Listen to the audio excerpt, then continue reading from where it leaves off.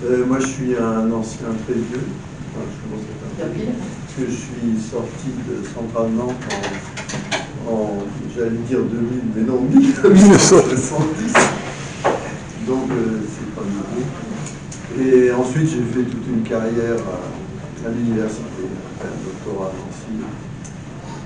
Et donc, je suis maintenant en retraite, active, pensionné.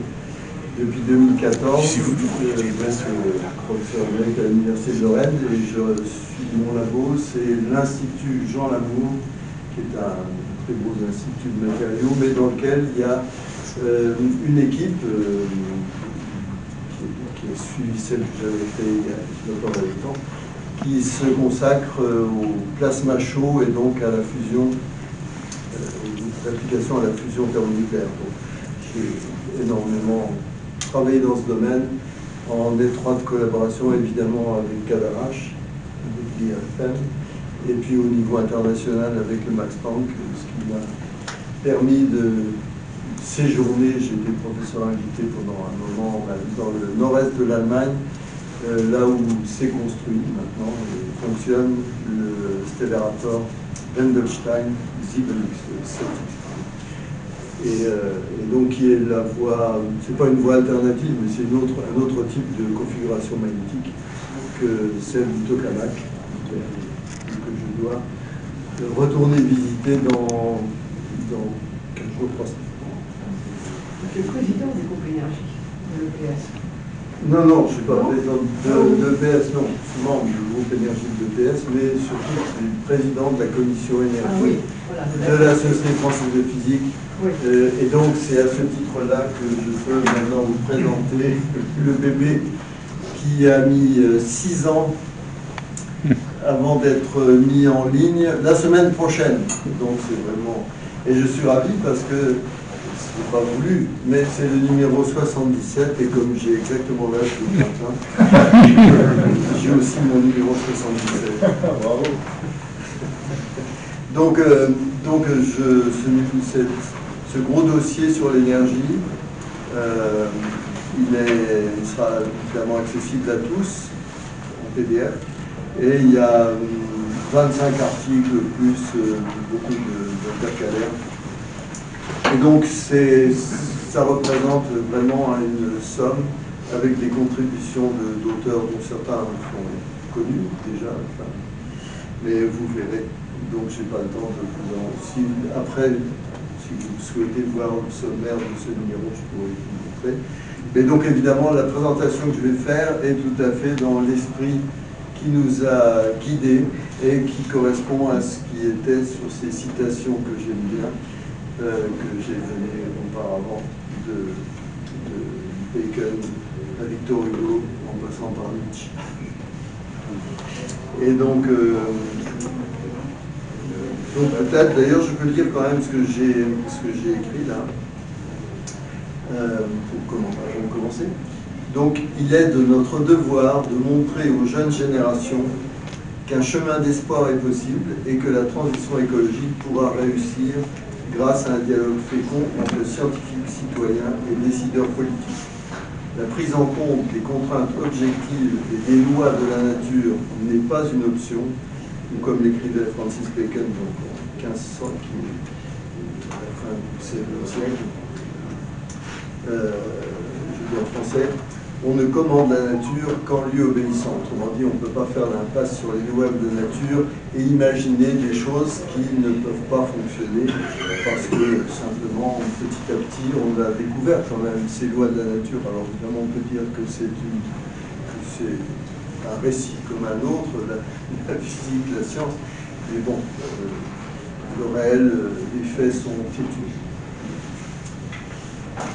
Alors, donc je vais rentrer dans le vif du sujet, et je l'avais montré juste avant. En fait, il faut se poser des questions. Le problème, c'est que, c'est vrai, on nous parle tous les jours pratiquement de la transition écologique, surtout les climatologues s'expriment beaucoup, ils font peur souvent, bon, à juste titre, je dirais. Mais dès qu'on n'ose pas, on ne parle pas trop vraiment de détails des problèmes et des solutions, des avantages, des inconvénients, en imaginant parfois qu'il y a des solutions mirifiques et que simplement ces politiques qui font rien, qui ne prennent pas les bonnes décisions. Et c'est formidable, il faut des petites Greta qui montent sur les barricades pour dire bon, enfin ça suffit, faites quelque chose. Mais je crois qu'il faut quand même se poser des questions et regarder ce que je vais vous montrer, les ordres de grandeur, toutes les questions que, évidemment, pour des ingénieurs c'est facile, malheureusement pour le grand public c'est beaucoup plus difficile, et c'est beaucoup plus difficile que ces choses pourtant souvent très simples d'ordre de grandeur ne soient pas bien rendues par les médias. Ça c'est vraiment un problème. Nous ne parlons pas des politiques qui parfois n'ont pas les connaissances scientifiques, mais quand même, je dis, la plupart du temps, simplement des règles de 3, ça suffit pour comprendre beaucoup de choses. Alors, donc moi je vais dresser rapidement, mais vous le savez déjà, donc sans doute, mais un petit état des lieux sur les besoins en énergie, parce qu'on nous parle de sobriété, de décroissance, etc., mais il faut quand même regarder d'un peu plus près. Quelles sont les ressources, quels usages, quelle est l'évolution historique. Alors est-ce qu'on est vraiment condamné à consommer plus d'énergie, autant d'énergie? Donc les scénarios, alors les scénarios c'est pas que du cinéma, mais il y a beaucoup de tentatives, effectivement. Je vous montrerai des petites figures qui sont quand même un peu inquiétantes. C'est nécessaire de faire des projections quand on veut atteindre un objectif, mais parfois c'est quand même un peu curieux la façon dont c'est fait. Donc je parlerai un petit peu de sobriété, d'efficacité énergétique, surtout en montrant un petit exemple assez parlant. Et puis le gros problème, c'est évidemment l'électricité, puisqu'on va avoir de plus en plus besoin d'électricité si on veut décarboner, défossiliser. Mais l'électricité, ça fait pas tout. Et en particulier, donc, il y a les gros problèmes de la chaleur industrielle dont on ne parle jamais, sauf évidemment si on se débarrasse complètement de notre industrie, donc à ce moment-là, le problème est résolu. Mais les émissions de CO2 seront faites, elles sont déjà faites ailleurs, en Chine par exemple. Et alors donc, je terminerai par présenter l'enjeu du nucléaire durable. Alors, commençons tout de suite par c'est un petit diagramme que j'avais fait il y a déjà pas mal d'années, donc c'est les données de, je ne sais plus, 2016, je crois. Et donc, en abscisse, vous avez la consommation par tête de pipe en tonnes équivalent pétrole, en TEP. Et verticalement, vous avez des blocs. Alors ça a dû bouger un peu, parce que j'ai construit des blocs dont la hauteur correspond à la population, la démographie de chaque bloc régional. Et donc là, on arrivait à 300 millions, mais maintenant on est à 8 millions. Donc vous voyez, c'est plus vraiment actuel. Il faudrait... Qu'est-ce que j'ai dit? J'ai dit millions. Et donc il faudrait réactualiser pour se mettre à 8 milliards. Voilà. Alors, donc, naturellement, ce qui est intéressant, c'est de voir l'énorme différence qu'il y a entre les régions et cette espèce de forme hyperbolique qui montre tout de suite que si on regarde la moyenne mondiale qui est de 5, alors je viens sur cette unité que j'aime beaucoup, qui m'a été inspirée par David McKay, qui était un Britannique qui a fait des études extrêmement intéressantes et fouillées sur ces questions de l'énergie, autour de l'énergie. Tout est encore accessible sur son site qui s'appelle Without Hot Air, je crois. David McKay, il est décédé il y a 2-3 ans. Et donc l'unité, c'est de tout ramener finalement, c'est une société individualiste qui est quand même bien. Donc on ramène tout à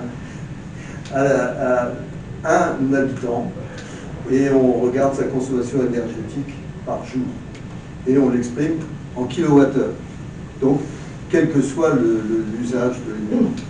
Et donc, vous voyez, alors ça, c'est la consommation primaire. Donc, c'est 60, en gros, kilowattheures par jour et par personne. Alors, vous voyez qu'il y a des réseaux du monde qui sont très loin du compte. Et que nous, France-Allemagne, on est pour l'énergie primaire à 120 kWh par jour et par personne. Et alors donc la question, c'est qu'évidemment, si on ne veut pas interdire à tous ces gens-là qui sont largement en dessous de se développer, eh bien, est-ce que d'appauvrir les riches, les très riches, est-ce que ça va suffire? Déjà, la première remarque, quand on regarde la distribution. Alors, si on regarde la consommation d'électricité, là, on voit que c'est encore pire. C'est la même forme, hein, mais là, l'écart est encore pire par rapport à France-Allemagne. On est toujours, c'est la situation européenne. Alors là, si j'avance maintenant sur les émissions de CO2, évidemment, comme les combustibles fossiles, c'est 80% de la ressource primaire, évidemment, si on regarde les émissions de CO2, ça suit la même évolution, la même forme, suivant les régions. Alors, ce qu'on observe maintenant, c'est que la différence entre la France et l'Allemagne, qui n'apparaissait pas du tout avant, maintenant elle est patente, c'est du simple double. Et évidemment, c'est pas parce qu'on se chauffe moins, d'un côté ou de l'autre, mais c'est simplement à cause de l'électricité, évidemment, qui est décarbonée en France. Et hydraulique. Parce que les Allemands ont moins d'hydraulique que nous. C'est l'avantage des Suisses et des Autrichiens, qui sont également très anti-nucléaires, parce qu'évidemment, ils ont quand même de l'hydraulique. Voilà. Alors, ce qui est intéressant, c'est de regarder. J'ai parlé d'énergie primaire avant. Alors ça, c'est aussi des choses qui ne sont pas toujours bien comprises, parce que vous l'avez expliqué. C'est que, en fait, pour bien comprendre, mais je n'ai pas le temps de vous montrer ça, il faut regarder un diagramme de flux, un diagramme de Sankey, pour voir comment, depuis la source originelle, comment on va, par transformation successive, vers les usages finaux. Et en tout cas, là, depuis les sources primaires jusqu'à l'énergie finale, la différence que vous voyez, c'est qu'apparaît ici cette tranche qui est l'électricité. Et donc ça veut dire qu'une partie des ressources primaires a été utilisée, a été convertie en énergie électrique. D'accord. Alors c'est pour ça que vous voyez que ici apparaît les couleurs sont vraiment changées. Là. On voit que le charbon en Europe, c'est presque rien. C'est étonnant. Et alors évidemment, pourquoi c'est simplement parce qu'une bonne partie du charbon tiré du sol en Europe, il a servi à produire de l'électricité. Donc c'est la différence entre énergie primaire et énergie finale. Pour la France, je vous montrerai juste après, il y a une très grosse ambiguïté qui pourrait nous faire paraître très vertueux si on regarde les énergies primaires uniquement. C'est que le fait qu'on taxe, si j'ose dire, le nucléaire, d'un facteur qui correspond à la conversion de chaleur en électricité. Et donc on a une énorme ressource primaire de chaleur nucléaire, mais ça fausse les choses, puisqu'en fait, on est aussi gourmand que les autres en énergie fossile. Je vais y revenir juste après. Mais en fait, pourquoi je vous montre ça aussi, c'est pour montrer bien sûr le poids. Si vous voyez ici, ça c'est les produits pétroliers, donc tout ça c'est les transports, en gros. Le gaz naturel, on peut faire court, c'est l'industrie et le chauffage. Et puis, il y a ce qui reste. Donc, en fait, vous voyez que ce qui est important là-dessus, c'est de voir que depuis 1990, cette consommation d'énergie finale, elle n'a pratiquement pas bougé. Pratiquement pas bougé. Je vais vous montrer après des jolis scénarios qu'on imagine. Parce qu'évidemment, quand vous prenez conscience que le gaz naturel, le pétrole et le charbon qui est caché en grande partie, eh bien, il va falloir s'en débarrasser si on veut atteindre la neutralité carbone. Vous pouvez déjà mesurer le défi colossal que ça représente et que je vais un peu préciser. Donc voilà. Alors venons-en justement à la situation de la France. Donc bon, je ne reviens pas sur cette oui, nucléaire, c'est colossal, mais évidemment toute cette chaleur nucléaire, ça n'a aucun sens de montrer ça comme une ressource primaire, c'est pas du tout comparable aux fossiles, puisque l'uranium c'est pas vraiment un combustible comme les autres. J'y reviendrai plus tard. Mais en tout cas, donc ce qui est important pour la France, enfin pour l'Europe en général, c'est de regarder l'énergie finale que j'ai montré avant, ça c'est pour la France, et vous voyez que les fossiles en France pour l'énergie finale, c'est 61% ou 62%. Et donc, ben évidemment, ce qui est important, c'est de voir qu'est-ce qu'on en fait de ces ressources fossiles. Eh bien, ce qui est très important, c'est que par rapport à la totalité de l'énergie finale consommée, eh bien, les besoins en chaleur sont couverts, donc ça représente à peu près 50%, la moitié de la consommation d'énergie finale. Sachant que dans cette chaleur, eh bien, il y a des chaleurs à différentes températures, mais il y a naturellement une bonne partie pour le résidentiel et le tertiaire, pour les bâtiments, mais il y en a une grosse partie aussi pour l'industrie. Et évidemment, beaucoup de procédés industriels sont très fortement consommateurs de chaleur, et ce qui pose tout de suite le problème de l'électrification des usages. Et alors, donc, il y a la biomasse.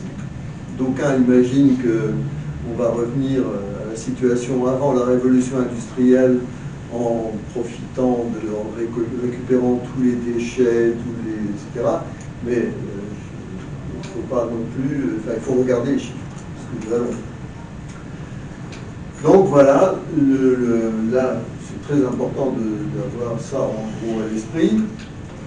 C'est 40% en gros pour le bâtiment, 30% pour la mobilité, les transports, et 17% pour l'industrie, ce qui reste. Donc si on veut réindustrialiser, c'est évident, il va falloir augmenter cette part de la consommation de l'industrie, même si on améliore les procédures. Et l'agriculture, c'est 3%.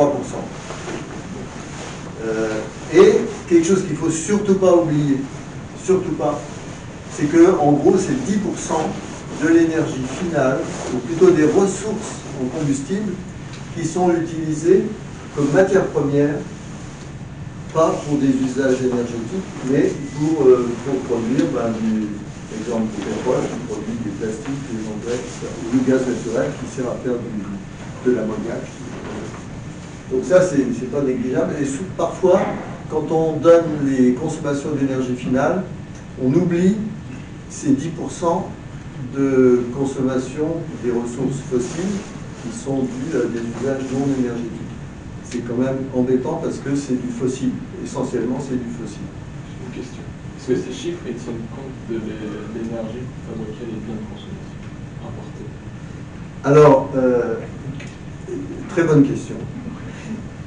Et donc, évidemment, ça c'est la consommation en France. Donc, je n'ai pas inclus là-dedans l'énergie grise. C'est-à-dire que quand on va regarder les émissions de gaz à effet de serre, il faut absolument, et ce n'est pas toujours fait, prendre en compte l'énergie qui est dépensée, et de façon souvent carbonée, à l'extérieur pour les biens qui sont importés. Et donc ça c'est un énorme, c'est très, très difficile de faire, d'avoir le détail. J'ai commencé à reprendre ça avec mes collègues, mais on raconte, enfin, il y a des choses qui ne sont pas très solides là-dessus. C'est évidemment très important. Avec un autre aspect, c'est la répartition, et j'anticipe peut-être déjà sur la suite, la répartition entre ce qui est nécessaire pour le fonctionnement collectif de la société et ce qui est purement bien de consommation. Et donc, je peux dire en gros tout de suite que c'est en gros un tiers, deux tiers. C'est-à-dire que les biens, la consommation individuelle, c'est en gros un tiers de la consommation totale d'énergie. Excusez-moi, Les usages numériques qui sont dans l'industrie, on a une idée un peu du pourcentage que ça représente? Ah oui, les alors data bon, je n'ai pas détaillé ça, mais oui, oui. Ouais. Pour avoir plus de détails, vous reporterez ce document. Mais il y a, en gros, c'est au niveau mondial, les usages, tout ce qui est le numérique, ça correspond à la consommation d'électricité de quel pays? Bon, je vous répondrai peut-être tout à l'heure. Mais, et là aussi, il y a une grosse différence entre ce qui est... C'est presque le même pourcentage d'ailleurs. Entre ce qui est consommation d'énergie au niveau de l'utilisateur final et ce qui est induit par les grands serveurs. Voilà. Bon, en tout cas, mais c'est assez... On comprend bien que c'est très compliqué si on regarde, si on veut faire la comptabilité totale et en prenant en compte les importations et les exportations. Voilà, alors le premier constat qu'on peut faire, c'est évidemment le poids colossal des énergies fossiles, et y compris chez nous, en France. En Europe, c'est plus de 60% de l'énergie finale, et au niveau mondial, c'est plus de 80% pour l'énergie primaire. Alors, donc, n'oublions pas, donc, chaleur, transport, c'est essentiellement du fossile. La consommation des ménages, lui, c'est en gros un tiers. Donc, évidemment, si on veut, puisque tout le monde, c'est l'objectif affiché au niveau européen, partout, la COP 21 28, il faut atteindre l'objectif zéro carbone, et donc on voit tout de suite, si on regarde les chiffres, il faut évidemment défossiliser en premier la chaleur et les transports. Donc il faut utiliser plus d'électricité, évidemment, les transports, on commence à voir les pistes pour le faire, mais en revanche, il y a des tas d'usages qui sont très difficiles à décarboner, à électrifier, pardon.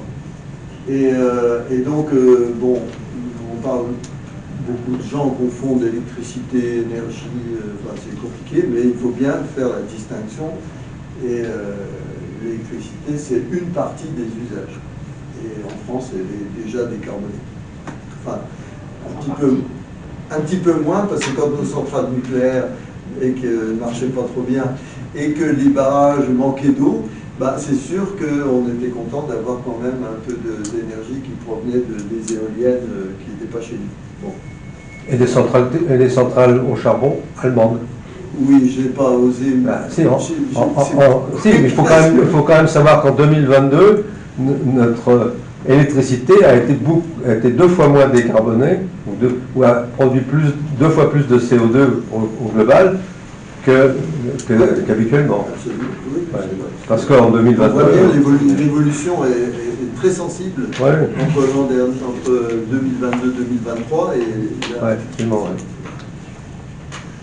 Bon, alors, évidemment, pourquoi se focaliser autant sur l'électricité? Peut-être parce que c'est ce qui est le plus facile à décarboner, mais bon, et encore, on va le voir. Alors, bon, je vais, parce que le temps passe vite, donc je vais... alors, en fait, moi, ça m'a intéressé de voir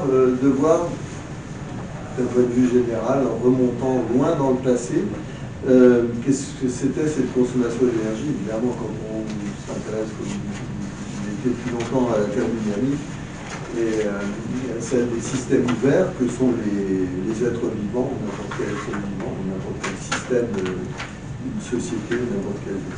Eh bien, on voit que, évidemment, pour faire marcher un système ouvert, avec un haut degré d'organisation, à basse entropie, il faut qu'il soit alimenté par un flux d'énergie, sinon il retourne au désordre maximal. Et donc, si on regarde au travers de l'évolution, c'est intéressant, parce que, évidemment, il y a eu la première grande révolution du néolithique avec l'invention de l'agriculture. Avant, c'était les chasseurs-cueilleurs. Les groupes de chasseurs-cueilleurs, ils consommaient en gros 6 kWh par jour, en incluant la nourriture. Donc, puisque 2 kWh de nourriture, ça correspond à, en gros, la dose de la ration alimentaire moyenne, kilocalories si vous préférez, et 1 kg de bois par jour et par individu. 1 kg de bois, c'est 4 kWh. En moyenne. Alors, donc avec l'agriculture, on a fait un saut d'un facteur 1000 dans la quantité de moyenne de ressources par hectare et par an. Alors évidemment, le facteur 1000, il ne s'est pas répercuté dans la consommation individuelle, mais il s'est répercuté immédiatement sur la démographie, enfin immédiatement, sur la démographie. Et donc c'est ce qui a permis la croissance démographique, parce que l'invention de l'agriculture a permis d'inventer le premier type de stockage de l'énergie, de la nourriture. Et puis de pouvoir nourrir les animaux, de traits, etc. Alors dans les sociétés agraires, bon, ça n'a pas beaucoup bougé. Au Moyen-Âge en Europe, on était à 30 kWh par jour par personne. Évidemment, la répartition n'était peut-être pas socialement équitable, mais en tout cas, ça permettait de fonctionner la société. Et à partir de la révolution industrielle, évidemment, on a beaucoup augmenté dans les sociétés développées, puisqu'on est passé à plus de 100 kWh par jour et par personne. Voilà, alors... Oui, oui. Oh, mais vous aurez les... Alors, il y a quelque chose qui m'a beaucoup intéressé, c'est le travail du prix Nobel d'économie, Amartya Sen, avec son collègue qui n'était pas pakistanais. C'est eux qui ont inventé le concept d'indice de développement humain et qui en fait rend compte mieux que ne le fait, de façon plus complète que ne le fait le PIB, du niveau de développement d'une société. C'est-à-dire, on entend dire non, on sort de la dictature du PIB, etc. Oui, mais il faut regarder d'un peu plus près. Et donc c'est ce qu'ils ont fait. Et donc en combinant trois indicateurs, donc la santé, donc mesurée par l'espérance de vie, etc., le niveau d'éducation, et donc le PIB n'intervenant que comme un des facteurs.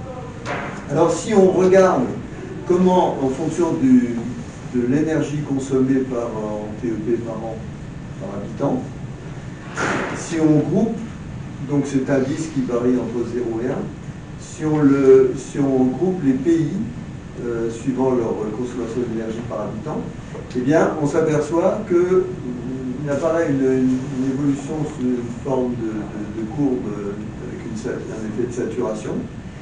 Et on voit que l'Europe, on se situe par ici, mais ce qu'on voit qui est très clair, c'est qu'il y a un effet de seuil.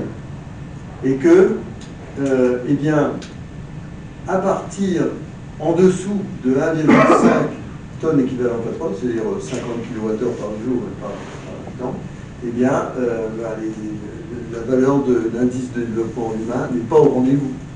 Et donc, parce qu'il n'y a pas assez d'énergie pour faire fonctionner des services de santé, pour avoir des services publics, des transports, etc., qui améliorent, et un système éducatif qui améliore le niveau de vie des gens. Et puis en revanche, quand on va plus loin, on s'aperçoit que ça sature et qu'après on peut consommer beaucoup plus d'énergie et que ça n'apporte rien. Les USA, ils sont à droite, là-haut. Oui. Alors, vous allez me dire, c'est quand même bizarre, la Norvège et le Canada, alors voilà, là il y a le climat. Et donc il faut faire attention, bon, l'Arabie Saoudite, c'est ou bien trop chaud ou bien trop froid.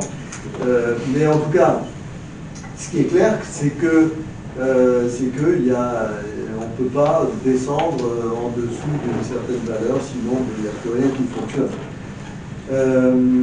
Donc ça, c'est un point qui est quand même très, très important pour évaluer les besoins en énergie dans le cadre d'une démographie mondiale qui, pour le moment, n'a pas atteint la saturation. On va toujours vers les 10 milliards de bipèdes.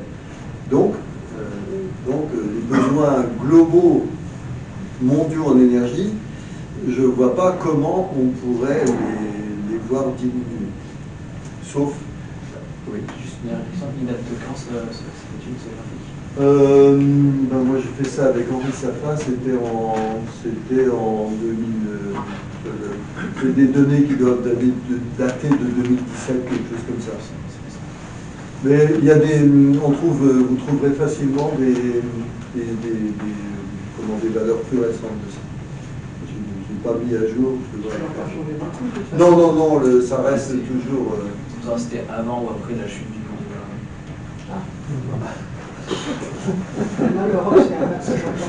Oui, non, il n'y a pas de rien. Oui, non. Non, ça reste la seule ce qui risque d'avoir changé, c'est comme dans mes diagrammes précédents, c'est ce qui correspond à la Chine, l'Inde, parce qu'il y a une évolution à la fois de la démographie et de développement.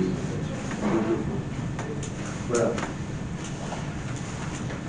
Alors donc ça c'est une réalité incontournable, hein. On ne peut pas. Le développement économique, c'est pas uniquement, c'est complètement indépendant du système politique, contrairement à ce que d'aucuns disent. C'est de la physique, ça. Alors, sauf à imaginer qu'un effondrement global et une chute drastique de la démographie, à ce moment-là, ça arrangerait bien les choses. Mais les hommes savent se débrouiller pour provoquer parfois c'est choses-là. La nature peut s'en charger aussi par des épidémies, par des famines, etc. Mais en tout cas, imaginez qu'on puisse faire une réduction drastique de la consommation d'énergie en changeant de système. La démographie et les besoins en développement de pays qui sont complètement dotés en énergie, c'est quelque chose qu'il faut absolument prendre en compte. Alors, la situation des pays développés, c'est quelque chose qu'il faut regarder peut-être séparément, mais il ne faut pas perdre de vue la situation globale. Alors, donc, on a des beaux objectifs. Hein. Au niveau européen, il y a le Green New Deal. Maintenant, il y a le Fit for... c'est 55, pardon, ou 45, je ne sais plus. Parce qu'il y a eu une espèce de surenchère où on va, soyons fous, on va atteindre la neutralité carbone en 2045 et pas en 2050. C'est report. Voilà. Alors, donc, quels sont les leviers? J'ai évoqué l'électrification massive, les renouvelables, quelles temporalités, quels objectifs, le nucléaire, temporalité objectif, la base de la consommation finale, l'efficacité énergétique, sobriété, etc. Qu'est-ce qu'on peut espérer avec ça? Et donc, on a des beaux scénarios. Alors, mais les scénarios, on les reprend. Alors là, c'est intéressant de voir, vous connaissez sans doute ces scénarios de RTE, du réseau de transport d'électricité français. Et donc ça date de... c'est pas si vieux, ça doit dater de... Oui, quelque chose, 21-22. Eh ben ça, c'est complètement caduque maintenant déjà. Et donc, en tout cas, c'était ça. Mais c'est encore en pleine négociation pour les objectifs, puisque ça marchait, hein, on atteignait la neutralité carbone, mais avec une réduction drastique de la consommation d'énergie finale. Vous noterez que les 1600 TWh, c'est hors ressources pour les usages non énergétiques, parce que sinon on est à 1800-1900. Et donc faut que ça descende à 930 grâce à des tas de mesures évidemment qui vont marcher, la rénovation de l'habitat, la rénovation thermique, les processus industriels qui vont être beaucoup moins gourmands, etc. Et avec une part d'électricité qui passe de 25 à 55%. Bon, c'est un scénario parce qu'on essaye de trouver l'objectif. Alors, je ne vais pas vous détailler tout ça, mais comme il y a trop de choses en gras, c'est dommage, j'aurais dû vous montrer. En fait, ce qu'il faut retenir, c'est très simple. C'est que il faut qu'on divise donc, par un facteur 2 la consommation d'énergie finale, donc c'est pas la peine de regarder ça en détail. Et alors donc si on regarde maintenant ce que ça aurait pour conséquence suivant les secteurs, donc les gros consommateurs c'est le secteur du résidentiel et de l'industrie, et les transports. Alors pour les transports, eh bien ça veut dire diviser par 5 la consommation, et pour les résidentiels tertiaires divisé par 2. Vous voyez ce que ça veut dire? Simplement pour avoir une division par 2, enfin réduction de 40% de la consommation finale. Donc, rien que pour cette réduction, enfin je sais rien que, eh bien il faudrait diviser par 5 la consommation de fossiles dans les transports et par 2 dans le résidentiel tertiaire. C'est à quel moment ça? À quel moment il faudrait faire ça? Eh ben, il faut que ça soit en 2050. 2050. 2050. Oui. 2050. Et l'industrie, réduction de 30%. Alors là, bon. Alors, ce qui est intéressant, c'est de regarder ça. C'est tout récent, ça. C'est la confrontation avec la réalité. Alors, évidemment, parce que quand on a commencé à faire des scénarios, donc j'ai un petit moment, mais ce qui est important, enfin, entre 2010 et 2015, mais ce qui est important, c'est de regarder ce qui s'est passé, comment ça a évolué entre le début et le moment où on a fait les scénarios. Eh ben, ça correspond à ce que j'ai montré au niveau européen au tout début, sur l'évolution de la consommation d'énergie finale. Eh bien, vous voyez, faites très attention à l'échelle, hein, parce que ça ne commence pas à 0, ça commence à 1300. Donc en fait, ça évolue ici entre 1500 et 1750. Mais vous voyez qu'en fait, on est autour de 1600 en gros. Hein, et on est autour de 1600 et dans les dernières années, ça n'a pas bougé. Bon, il y a eu un petit creux, là, le creux Covid, et puis c'est remonté. Et donc, et là, c'est pareil pour les émissions de gaz à effet de serre. Et donc, alors en fait, la crainte qu'on peut avoir, c'est que pour atteindre l'objectif, changeons la pente. Mais sur les scénarios, vous voyez toujours apparaître des ruptures de pente radicales avec une droite qui descend vers l'objectif. C'est pire en pire d'ailleurs. Et bien voilà, la pente augmente. Pire en pire. Voilà. Alors est-ce que c'est bien réaliste tout ça?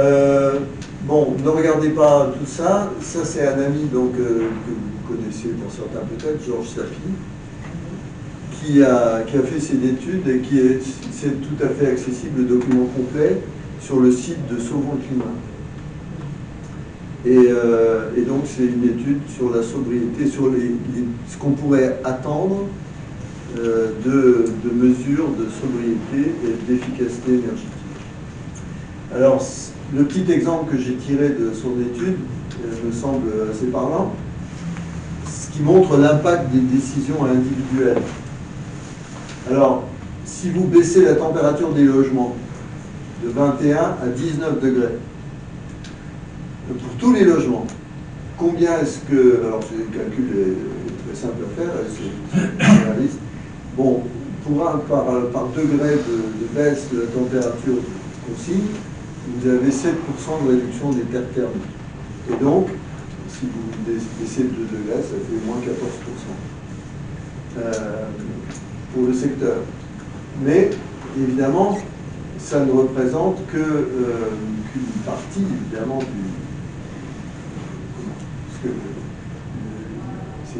c'est uniquement une partie de ce qu'il faudrait globalement obtenir. Alors donc si vous regardez, en fait, eh bien, ça fait 4%.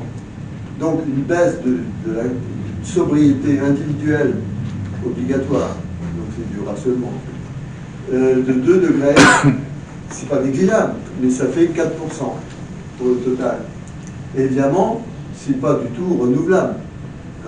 Vous faites ça une fois parce qu'on ne va pas demander de descendre de 19 à 17 degrés. Sauf si le climat se réchauffe tellement. Et donc pour le tertiaire, c'est que 1,2%. Donc au total, ces mesures de sobriété sur le bas, on peut avoir un gain de 5%. D'accord ? Bon, 5% sur les. Vous avez vu les objectifs qu'il faudrait atteindre. Et pour aller plus loin, donc, alors là, ça marche mieux si vous jouez sur l'efficacité énergétique, et donc avec l'isolation, là, vous réduisez de 40% les pertes, et au total, donc, vous gagnez 15%. Donc, sobriété plus efficacité, ça vous fait 20% d'économie.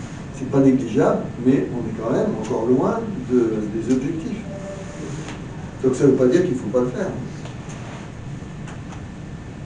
Alors ça, c'est... Il faut que j'accélère, je pense, non? Alors ça, c'est quand même... Ça, c'est un point qui me chagrine beaucoup et que j'ai discuté en particulier avec Georges Chapi et puis d'autres collègues. On a engagé un sergent de questions.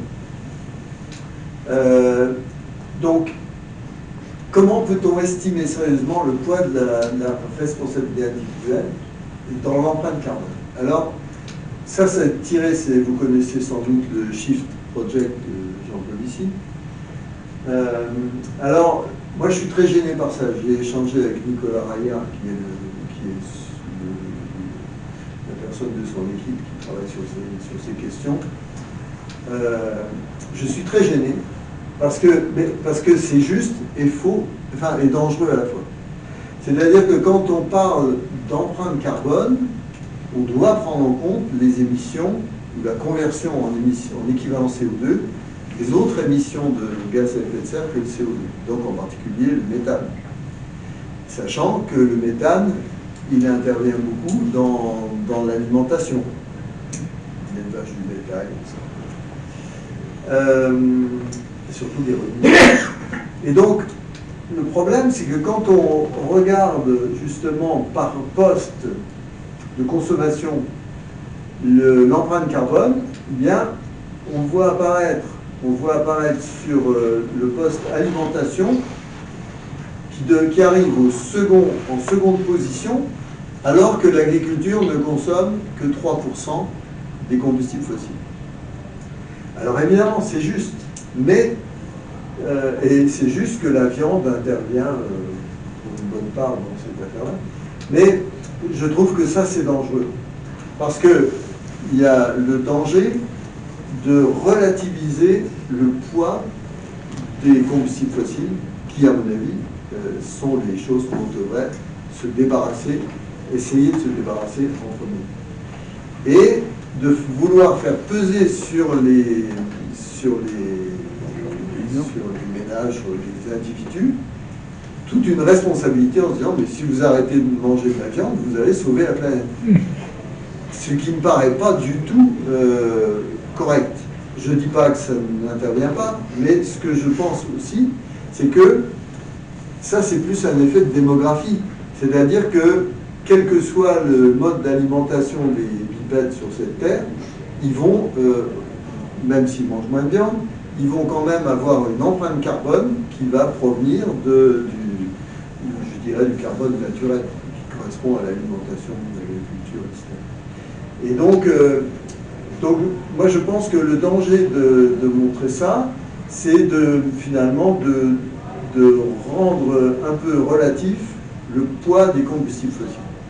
Et en particulier sur des secteurs qu'on a externalisés totalement sur l'énergie grise qui sert à fabriquer nos biens de consommation, notre ferraille, etc. Et donc, c'est ça le problème, c'est comment, parce que là, l'énergie grise n'est pas comptée là-dedans.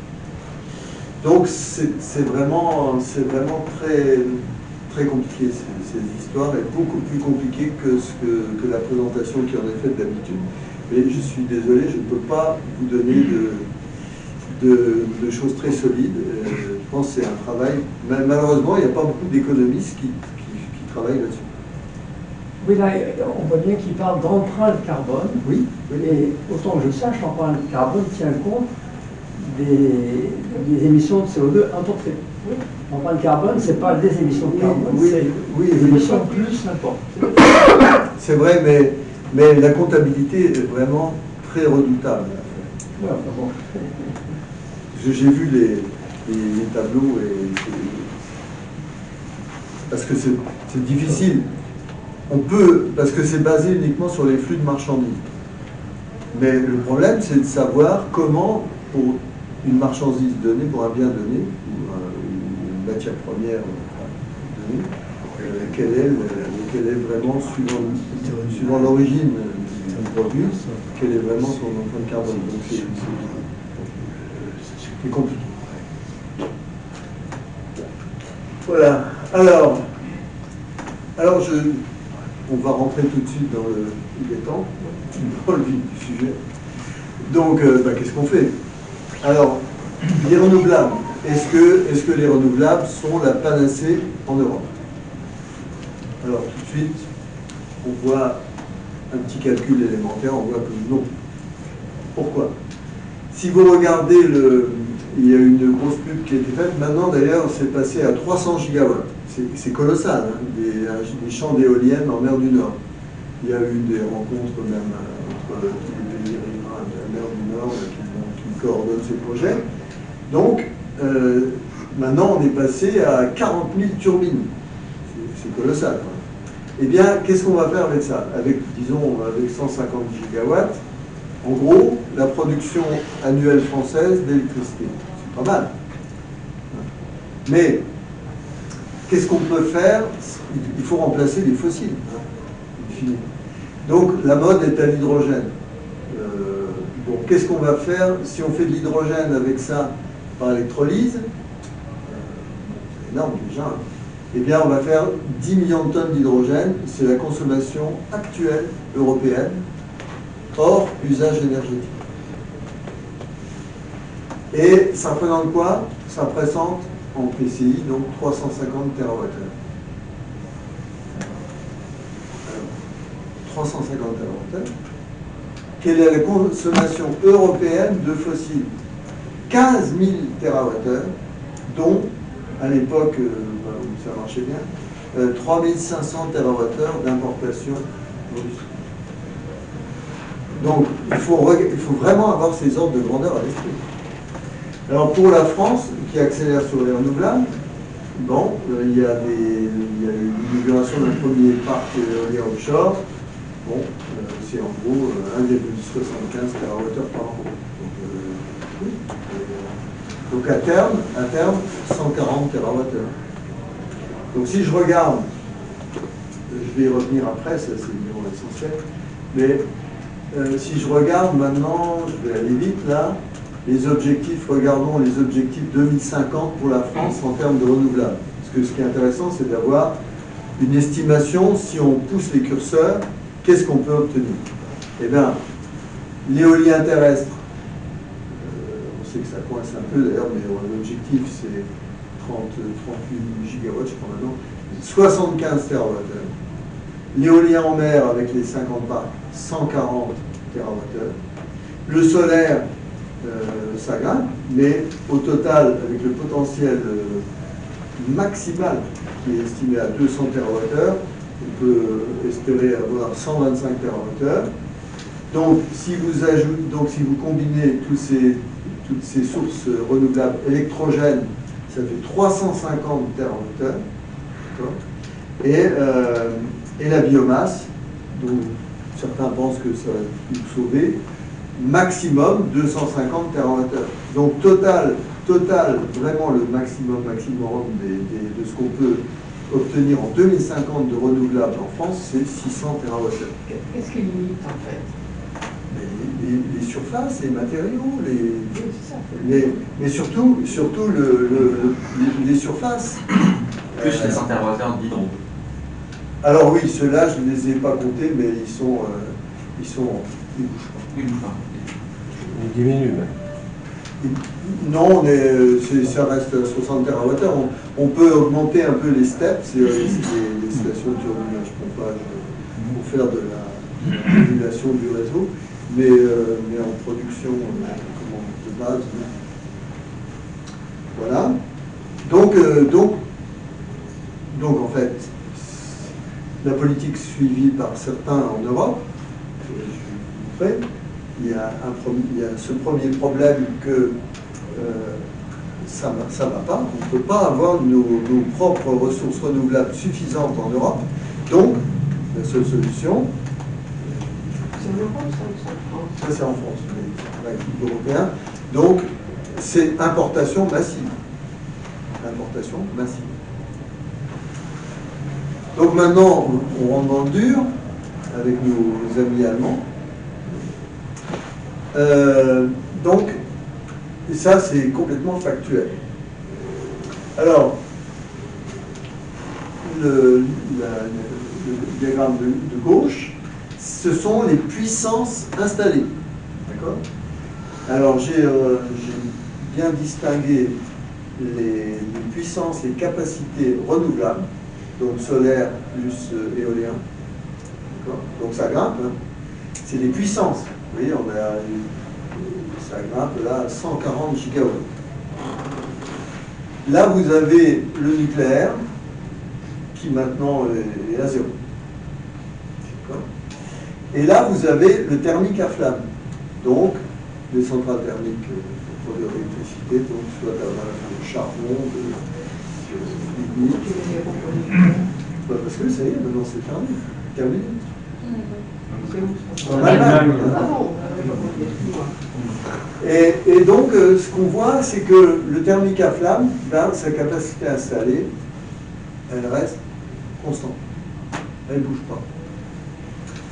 Maintenant, si on regarde les énergies, les quantités d'électricité produites, ce qui n'est évidemment pas du tout la même chose. Ce qu'on observe, commençons par le solaire et l'éolien. Donc, vous voyez peut-être pas trop les différences, ça c'est l'éolien, ça c'est le solaire. Et donc, le total des renouvelables, c'est là.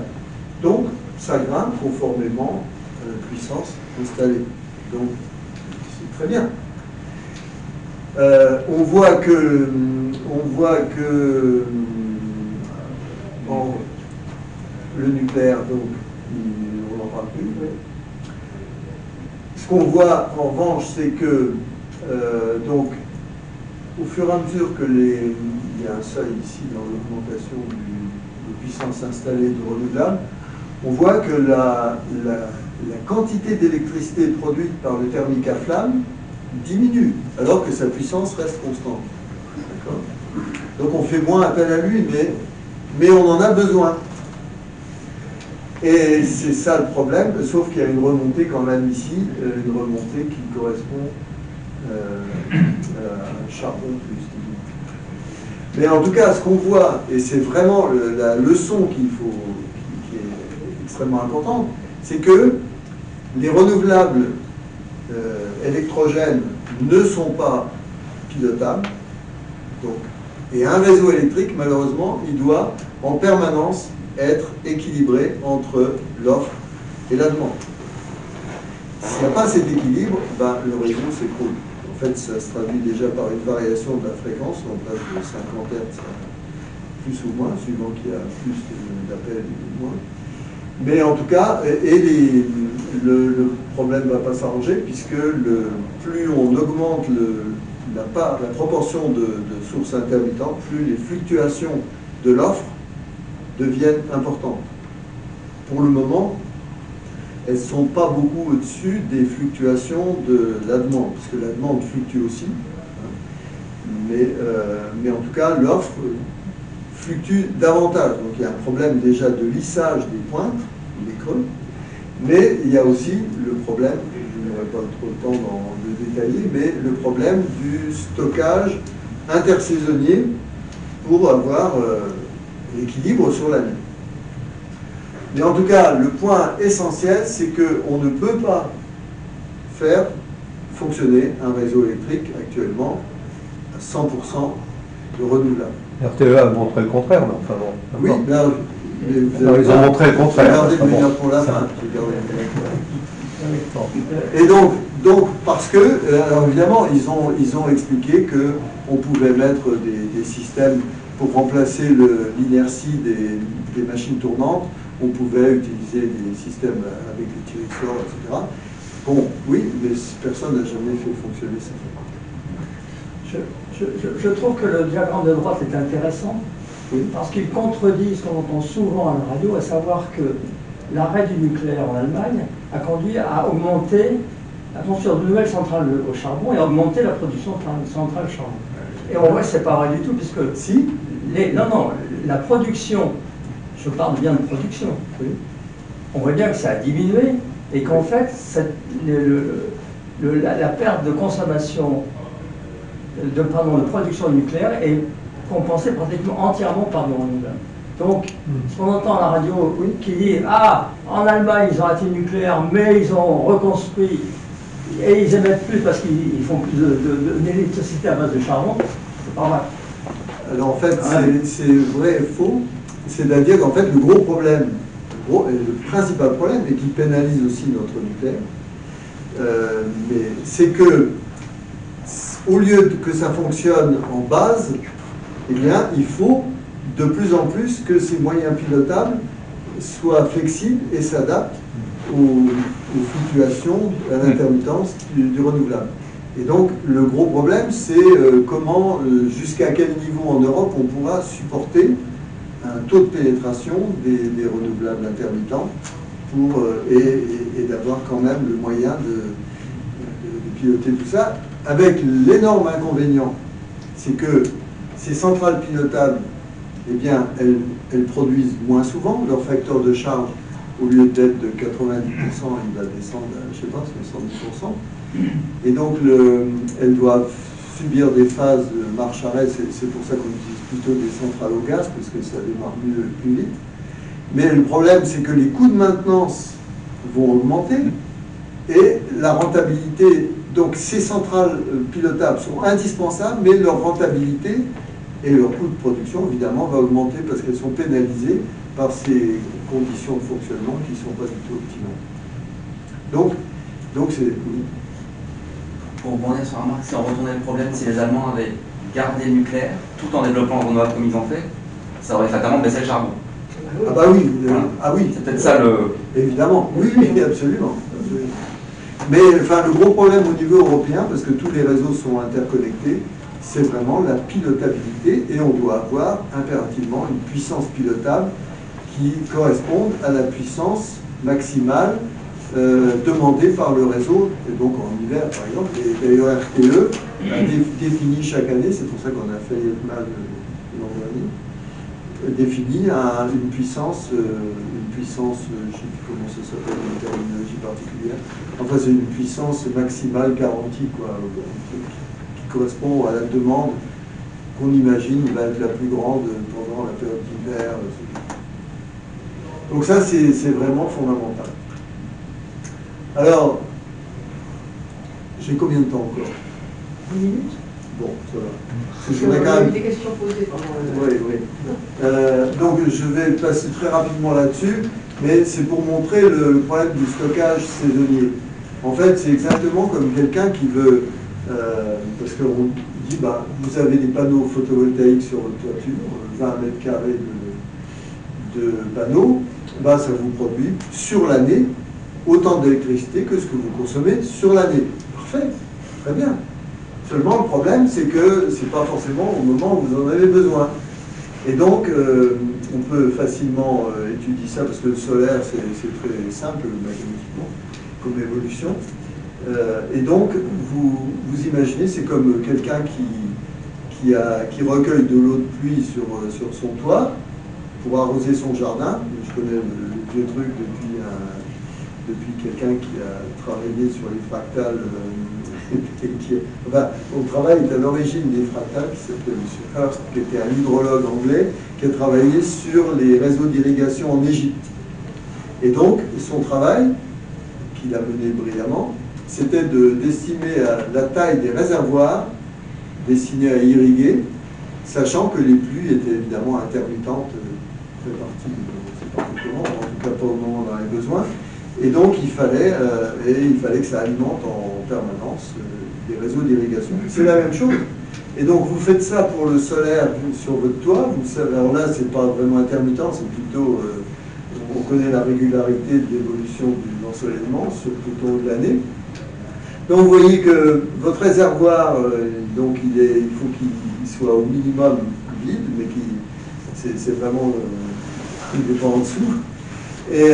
Et donc vous voyez que sur l'année, donc ça c'est les jours de l'année, ben, vous voyez que la taille de votre réservoir, elle est déterminée par la distance entre le minimum et le maximum. Et c'est en gros, ici, vous voyez, le quart pour du solaire, c'est en gros le quart de la production annuelle. Oui, mais ça, c'est complètement... C'est pas que du tout comme ça que ça se passe. Non, mais... Non, mais le problème, c'est d'essayer de développer l'autoconsommation. Mais vous ne serez jamais en autoconsommation totale. C'est ce que vous avez montré. Donc, non mais, attendez, l'autoconsommation telle qu'elle est conçue aujourd'hui n'est pas la solution. Vous n'allez jamais être tout seul à autoconsommer.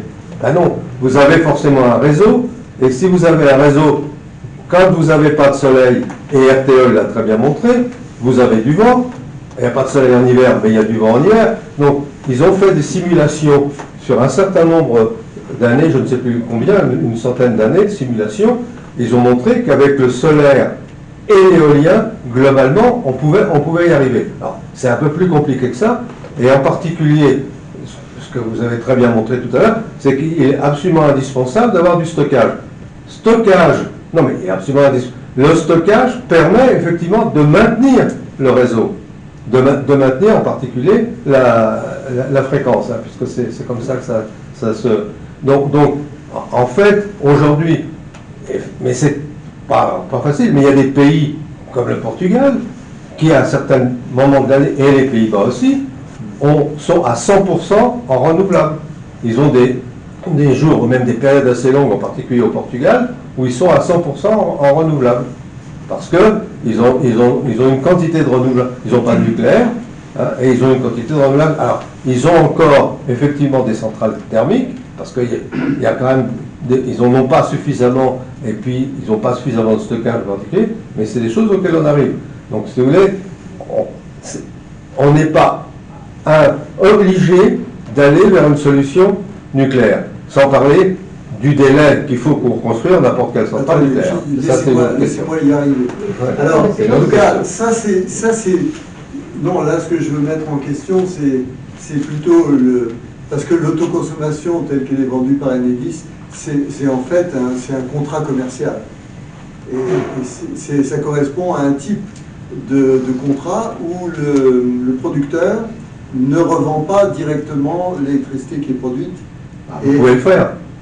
Moi, j'ai 3 kW sur mon toit, je revends toute mon électricité. Ben oui, mais bon, donc vous n'êtes pas dans un contrat d'autoconsommation.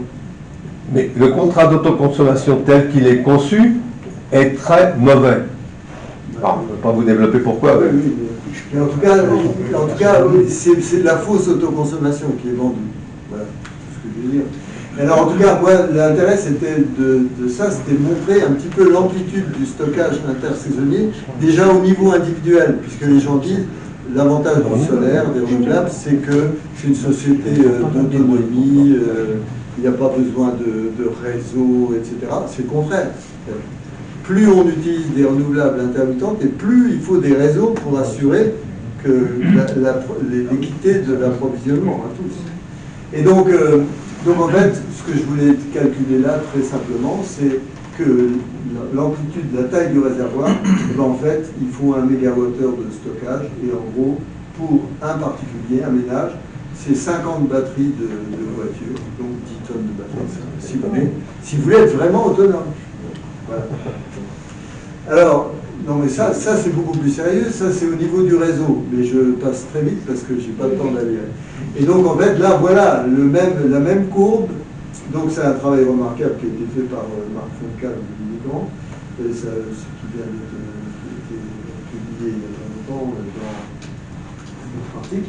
Et donc en fait là on voit la détermination de la taille du réservoir et les débits nécessaires. Et donc, pour une simulation du 50% ENR et 50% nucléaire en France. Et donc, en fait, ce qu'il faut retenir, c'est que le volume de la réserve doit être de 30 TWh, ce qui est absolument considérable je crois qu'actuellement, on n'a pas plus de 7 TWh. Donc en fait, ce problème du stockage en intersaisonnier est absolument considérable. En dehors du point que vous mentionniez, qui est très important, du lissage des points. Bon. Donc en fait, il y a un problème d'ordre de grandeur, et puis l'histoire du foisonnement, c'est-à-dire du fait que si on va profiter du fait que le vent souffle, qu'il y a plus de soleil dans une partie de l'Europe, en général, pour le vent, les régimes de vent sont les mêmes à peu près dans toute l'Europe, sauf en Espagne. Avec l'Espagne qui est un peu un domaine différent. Mais en tout cas, on ne peut pas compter là-dessus pour équilibrer. Bon, alors, je ne vais pas vous parler de l'hydrogène, parce que tout le monde en parle, mais pour moi, l'hydrogène, le gros problème, c'est que, par électrolyse, il faut naturellement, pour que le coût en capital, les coûts d'installation ne soient pas trop énormes, et pour que ça devienne compétitif par rapport au hydrogène qui est produit actuellement par vaporoformage du méthane, eh bien, il faut que les électrolyseurs fonctionnent plein pot. Et en plus, comme c'est les besoins industriels qu'il faut d'abord satisfaire, il y a souvent une nécessité d'avoir une production en continu. Et donc, il faut un système électrique, il faut que ce soit alimenté par le réseau, avec d'énormes quantités d'électricité. Donc là, je ne détaille pas, mais on a un gros projet en Lorraine qui est au débat public actuellement, à Saint-Avold, pour produire par électrolyse donc, des très grosses quantités d'hydrogène pour alimenter la sidérurgie. Parce que la décarbonation ou la défossilisation de la sidérurgie, c'est un enjeu majeur. Voilà, donc je passe. Je passe là sur tous les critères qu'il faudrait mettre en œuvre. Et donc en particulier, je vais juste souligner un point dont on ne parle pas trop, c'est le problème des ressources minérales qui est absolument crucial. Parce que, en fait, si on imagine du tout renouvelable, le combustible devient gratuit, mais alors que dans une centrale au gaz, par exemple, la centrale elle-même ne coûte pas grand-chose par rapport au prix du combustible. Et là, c'est l'inverse. C'est des installations qui coûtent en consommation de matériaux. Et donc ça, c'est un énorme problème parce que donc il y a un travail un travail très fouillé dont les résultats sont très solides, fait par Olivier Vidal, le bonhomme. Et donc il a comparé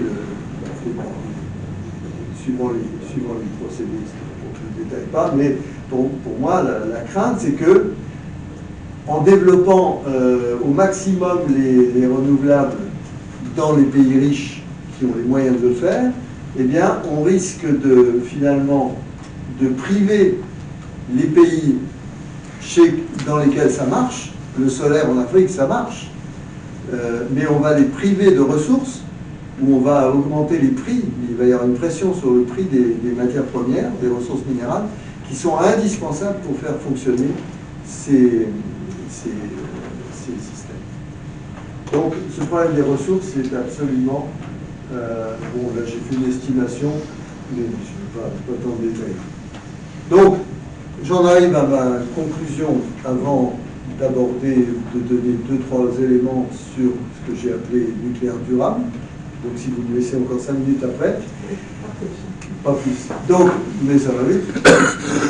Donc, ce qu'on a entendu beaucoup, en fait, c'est le scénario négawatt, mais qui a été repris au niveau de l'Union européenne. Le Green New Deal, c'est ça, c'est-à-dire sobriété, efficacité, renouvelable, ça va marcher. Eh ben, non. Pourquoi? Parce que d'une part, on n'a pas assez de ressources renouvelables en Europe, et que d'autre part, il y a des problèmes redoutables de pilotabilité des réseaux électriques, parce qu'en Afrique, le problème est très différent, puisque s'il y a peu de réseaux électriques, là, à ce moment-là, on peut faire des installations autonomes, qui ont plus d'intérêt. Alors, donc, moi, je me fonde sur le trilemme du Conseil mondial de l'énergie, pour regarder ça. Et donc en fait, c'est un tabouret. Un tabouret, pour qu'il soit stable, il faut déjà qu'il ait 3 pattes. J'ai appris ça quand j'étais à Nantes. Et c'est isostatique. Et en revanche, mais il faut quand même que les 3 pattes aient à peu près la même longueur. Sinon, ça va mal. Et donc les 3 pattes, en fait, c'est un pilier sécurité, donc la capacité d'un réseau, d'un système énergétique à répondre à la demande et au risque de rupture d'approvisionnement, pas de blackout. Et il faut, donc c'est la sécurité au sens de l'approvisionnement. Il faut qu'il offre une équité d'accès pour tous, un coût supportable, pas d'effet gilet jaune. Et puis, il faut qu'il ait de la durabilité, c'est-à-dire un impact environnemental minimal. Or, donc ça, en Europe, sans recours à des importations massives, on ne peut pas faire autrement que de recourir au nucléaire. Mais des importations massives de quoi? Eh bien, ce que prévoient les Allemands actuellement, et c'était déjà d'ailleurs prévu dans une première phase avec le projet Desertec, d'importer directement de l'électricité d'Afrique du Nord. C'est un projet idiot. Ben oui, mais celui qui est maintenant en cours de développement, et c'est pas uniquement l'Allemagne d'ailleurs, c'est de faire fabriquer par des installations solaires au Chili ou en Afrique du Nord, de produire de l'hydrogène par électrolyse, qui sera éventuellement transformé en ammoniac pour être transporté plus facilement sur les mers, et qui arriverait chez nous. Les ports d'arrivée sont déjà en construction, sont déjà prévus, ainsi que le réseau de distribution. Donc c'est des importations massives d'énergie décarbonée. Mais ça réintroduit une nouvelle dépendance énergétique. C'est important. Le projet Desertec était totalement idiot. Vous importez du pétrole de chez les Arabes et vous voulez avoir amener de l'électricité de pays arabes. Vous vous dites, mais attendez, Oui, mais là, soyez un peu sérieux. La géopolitique, ça compte quand même. Ben oui, mais justement, bon. Alors, donc le nucléaire. Bon, nucléaire, alors là, je passe quand même par la case RTE. Puisque RTE, au départ, nous disait 100% renouvelable, c'est possible. Il y avait 8 scénarios. Hein, bon. Et bien maintenant, dernier, c'est un scoop qui est déjà plus un scoop, puisque ça date du mois de décembre. Eh bien, ils ont dit, non, maintenant, on abandonne le 100% renouvelable, et maintenant, il faut du nucléaire. On ne peut pas s'en sortir sans nucléaire. C'est ce que dit RTE.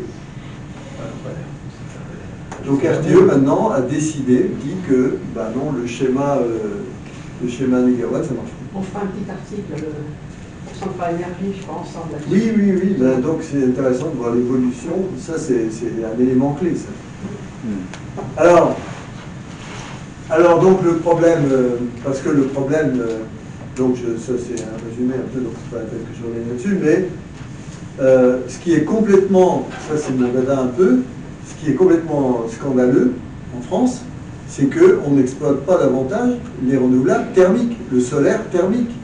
Parce que c'est bien plus facile, évidemment, de trouver quelqu'un qui vous vend des panneaux photovoltaïques pour mettre sur votre toiture que de vous vendre un chauffe-eau solaire. Or, il y a bien plus d'avantages à utiliser un chauffe-eau solaire. Ah oui, mais couplé à une pompe à chaleur, éventuellement. Mais en tout cas, ça, c'est pas du tout encouragé, et c'est très dommage. Et puis, donc, je vais terminer sur le nucléaire durable, parce que pourquoi je suis déjà sur la dernière conclusion. Qu'est-ce que j'ai foutu? Je peux revenir sur la... Oui, mais c'est ma conclusion générale. Attendez. Sur le premier fleuve, celui d'avant. Ah oui.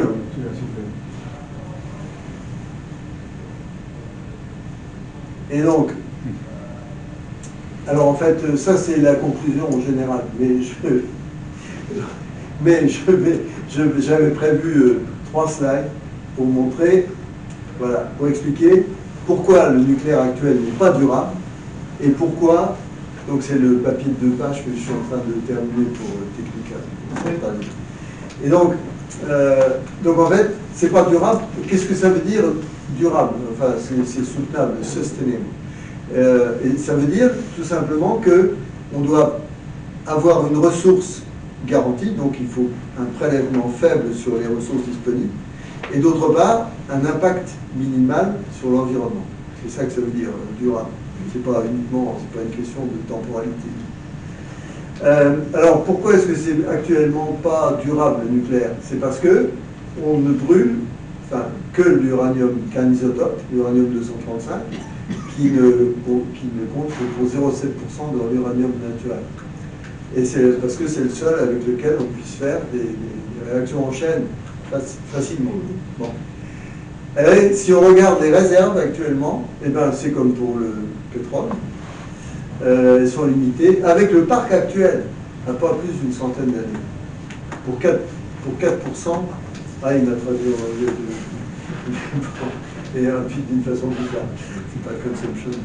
Et donc, 4% de la consommation. Donc en fait, pourquoi? C'est parce qu'on brûle, ça fonctionne avec des neutrons lents. Les neutrons lents, parce que c'est le plus facile. Il y a la probabilité de fission est 200 fois celle qu'avec des neutrons rapides. Parce que la fission produit toujours des neutrons rapides. Mais on les ralentit, donc je ne vais pas passer en détail. Mais l'inconvénient de ça, de brûler de l'uranium 235, c'est que on ne consomme que 1% du contenu énergétique de l'uranium naturel. 1%. Et puis en plus, deuxième inconvénient majeur, c'est que cette fission avec les neutrons lents favorise les captures neutroniques. Et donc ça génère des transuraniens, et ça génère donc la partie la plus, la seule partie vraiment dangereuse des déchets. Donc c'est quand même deux inconvénients majeurs. Donc on ne peut pas fermer le cycle, et alors donc il y a des cogitations, des élucubrations de multi-recyclage avec des box, etc. Mais c'est encore pire puisqu'on génère encore plus d'actifs lumineux. Donc la seule solution, c'est les réacteurs à neutrons rapides, parce qu'avec des réacteurs à neutrons rapides, on peut fissionner le 238 et tous les noyaux, et tous les transuraniens, tous les déchets. Donc, on peut récupérer 100% du contenu énergétique. On peut brûler donc tous les transuraniens produits par les déchets, donc ça réduit drastiquement la radiotoxicité et la durée de vie surtout des déchets, puisque en fait les produits de fission eux-mêmes, le se casse en deux. La durée de vie caractéristique, c'est pas plus que pour le charbon, c'est 300 ans de radioactivité. Donc c'est maîtrisable. Même si c'est des déchets très longtemps. Et alors la possibilité formidable aussi, offerte par la fission avec les rapides, c'est que on a au moins 3 neutrons produits par chaque fission, et donc on peut faire de la surgénération, c'est-à-dire on génère plus de combustible de noyaux fissiles qu'on en consomme. Donc le nucléaire durable, c'est forcément avec des réacteurs à neutrons rapides. Je n'ai pas le temps de rentrer dans les détails, mais malheureusement en France on avait de l'avance. Mais voilà, donc on a la filière RNR, donc avec Rhapsody, Phoenix, Superphénix, c'était abandonné. Mais il y a d'autres filières, évidemment, par exemple la sel fondu ou à haute température refroidi hélium. Et donc l'avantage, c'est qu'on a des températures plus élevées qu'avec les réacteurs thermiques à neutrons thermiques actuels, donc un rendement supérieur à 40% au lieu de 35%, et qu'on n'a plus besoin pratiquement d'eau, surtout pour ceux à refroidissement hélium, et donc que naturellement c'est bien plus intéressant pour produire de la chaleur pour des procédés industriels. Donc voilà. Alors l'inconvénient, et c'est pour ça qu'il ne faut pas traîner avant de les démarrer, c'est qu'au démarrage, évidemment, il faut une charge en uranium enrichi avec au moins 15% ou en plutonium pour atteindre la criticité, donc pour démarrer démarrer une filière. Mais une fois que c'est démarré et qu'on est en régime surgénérateur, on est parti pour, avec les réserves qu'on a en France de 350 000 tonnes d'uranium appauvri, on a pour des milliers d'années d'autonomie énergétique. Le problème, c'est qu'il y a encore de la R&D à faire pour que tout ça fonctionne. Bon, je n'ai pas le temps de rentrer dans les détails, je vais directement... Ça, on le détaillera, nous, justement, le 3 avril. Voilà. On aura une conférence sur En fait, il y a deux exemples. Il y a des stars, parce que le projet Astrid a été arrêté, mais c'est repris en partie par des startups, dont en particulier le projet Exana, qui est très intéressant pour la filière sodium, avec justement un changement majeur qui est l'utilisation de ces réacteurs à la fois comme électrogène et comme halogène. Et donc avec en plus une possibilité de stockage intermédiaire, de stockage thermique entre deux unités couplées. Donc ça c'est très important. Donc ça démarre, mais oui, donc est-ce que ça arrivera à temps? Enfin ça avance. Ça avance, mais il n'y a pas qu'en France, hein, mais donc il ne faudrait pas qu'on soit... Voilà, et puis donc, voilà, ça c'est mal. Bien conclu. Génération 4. Mais donc, bon, c'est une autre histoire.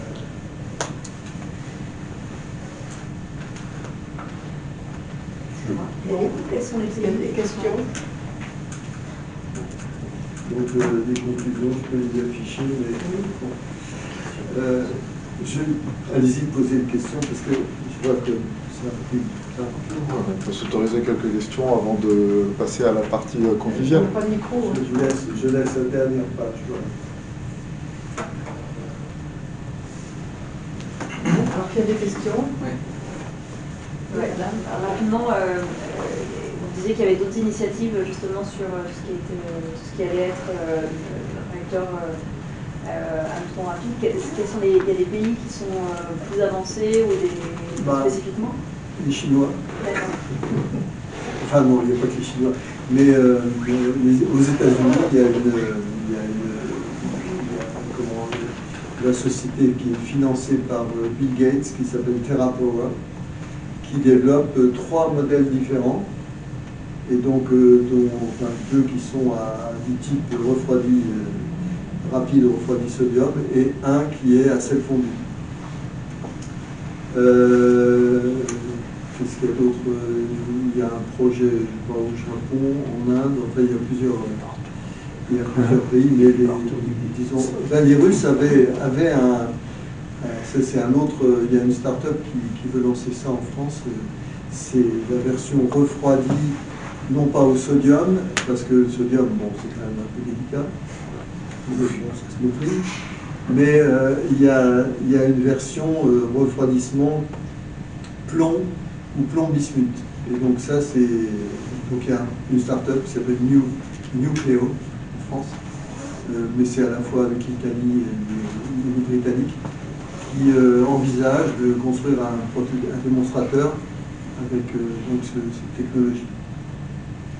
Je voudrais poser une question tout à fait dans la continuité de madame. En termes géopolitiques, la France peut prétendre participer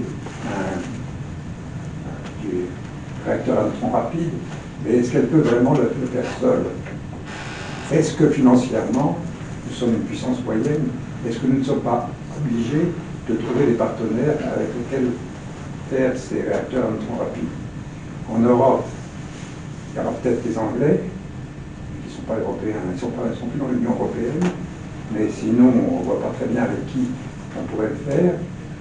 Comment voyez-vous géopolitiquement la possibilité de s'allier pour des projets RNR? Je pense que ce qu'on a fait, c'est très dramatique que ce qu'on a su faire à partir des années 60, des années 50, qu'on soit plus capable de le faire. Et donc en particulier toute la filière sodium, il ne faut pas oublier que Superphénix a été raccordé au réseau et qu'il a produit de l'électricité, et que c'est pour des raisons strictement politiques que ça a été arrêté. je l'ai. Ça peut reprendre? Eh bien, justement, alors, je pense que c'est la question que je m'étais posée parce que il y a des gens qui se sont beaucoup émus que le projet Astrid, qui reprenait ce savoir-faire et cette technologie, ait été brutalement arrêté, là aussi, pour des raisons politiques. Est-ce que ça allait pouvoir redémarrer? Est-ce que c'est pas une grosse erreur d'avoir arrêté ça? Alors, je dois dire que il y a eu depuis l'arrêt d'Astrid et depuis les dernières crises, enfin, il y a quand même un changement qui s'est fait dans la stratégie, dans les objectifs de ces types de réacteurs. En particulier, comme j'ai indiqué, de ne pas les concevoir uniquement comme source électrogène, mais aussi pour produire de la chaleur.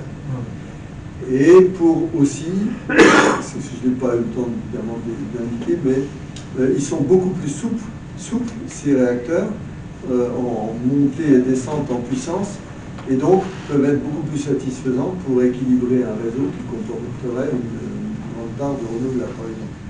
Donc c'est des choses qui n'étaient pas du tout prises en compte dans le temps.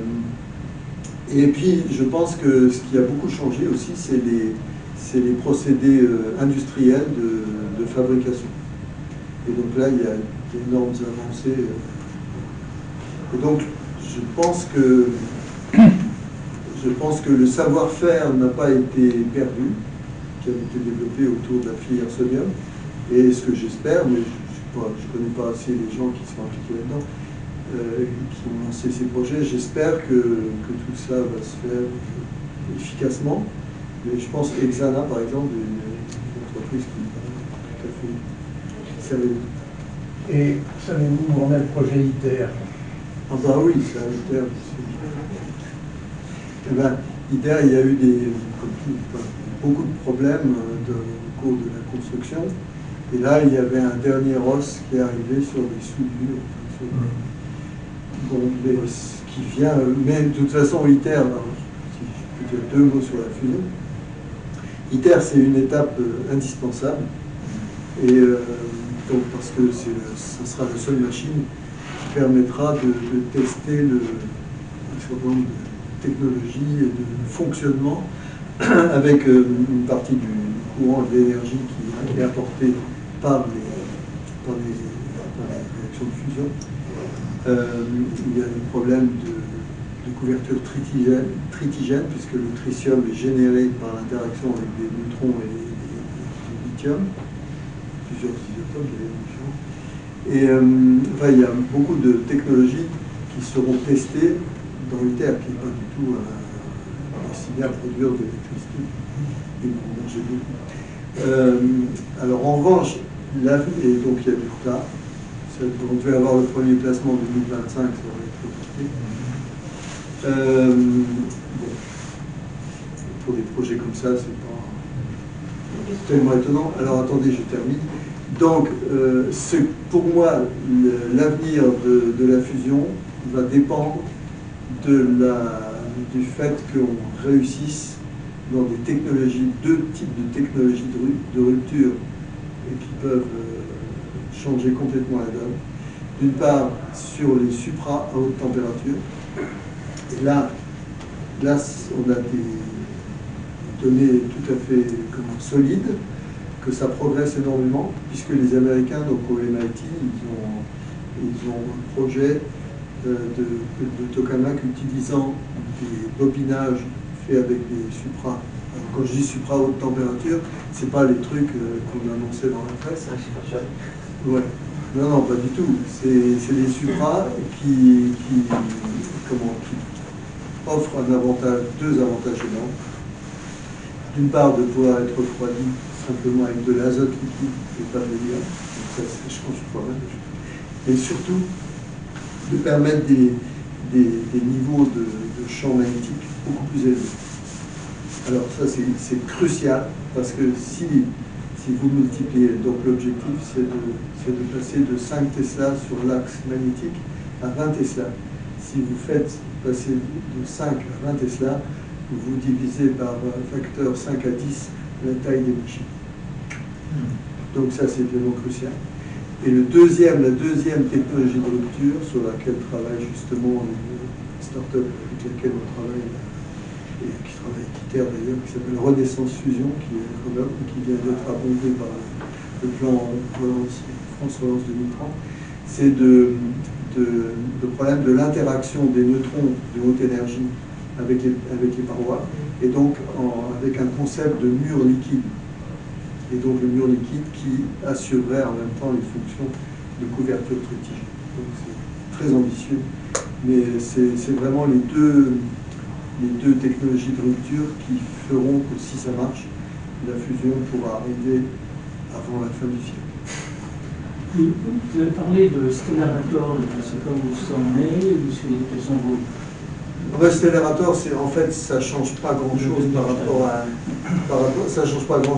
à Tokamak. La seule différence, c'est la forme, la configuration du champ électrique. Donc, au lieu d'avoir des bobines planes autour du tore, et que la composante colloïdale, parce que les lignes de champ doivent s'enrouler en hélice autour du tore, au lieu de générer cette composante colloïdale par le courant, un énorme courant plasma qui circule dans le tore, c'est le cas des Tokamak, au lieu de ça, vous utilisez des bobines tordues, et donc le champ complet est généré par des bobinages extérieurs. Et l'avantage énorme que ça présente, c'est que vous évitez toute une catégorie d'instabilité qui pourrait être gênante. C'est ça, le plasma, puis ça permet un vrai fonctionnement stationnel. Et donc, est-ce que quand même, cette stabilité, est-ce qu'elle donne un espoir que ce soit une bonne solution? Oui, mais je dis, pour que ça marche sur le plan industriel, et que ça soit rentable économiquement, et que ça soit électrogène, ben, il faut absolument des machines qui ne soient pas trop grosses et qui soient à un coût acceptable. Je propose peut-être que... Est-ce qu'il y a encore des questions? Peut-être que les questions elles pourront être posées, je dirais, individuellement pendant le moment de convivialité. Gérard, d'abord, un grand merci.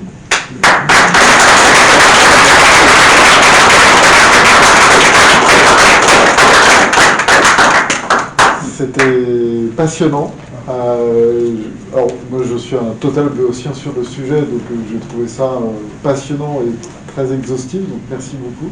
Alors, pour en savoir plus... Ah, voilà. Donc, j'appelle. Il y a des tas de questions que je n'ai pas abordées, parce que là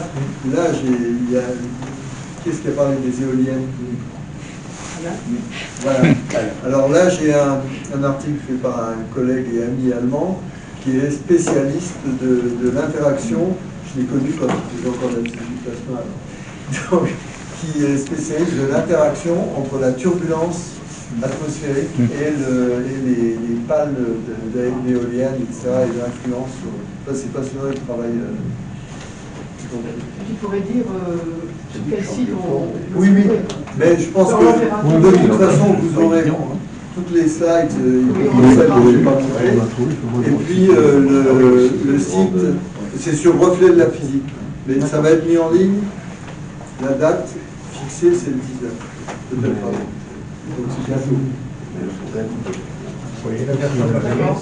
Merci beaucoup. Alors la version papier, on va en envoyer un certain nombre de je crois que on a une discussion là-dessus. C'est 6000 exemplaires. Merci encore, mais je vous propose de poursuivre les échanges.